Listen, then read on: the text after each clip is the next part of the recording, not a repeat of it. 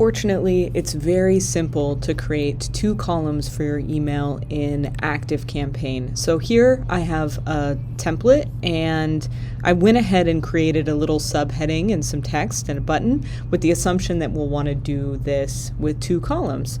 So what I just do is I go into here. You can, well, the fastest way would probably just to be here.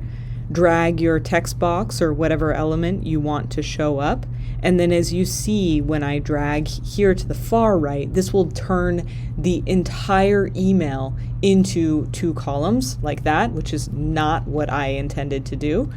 So then I'll just go through and delete that, and instead what I intended to do was drag that over so you see that blue line turns and adjusts based on what is going to be 2 columns. So boom, there I have that particular part is now 2 columns. So what I wanted was to put that button inside here. Sometimes the drag and drop editor is great, but it's also can be problematic. So I would actually at this point just remake that button there.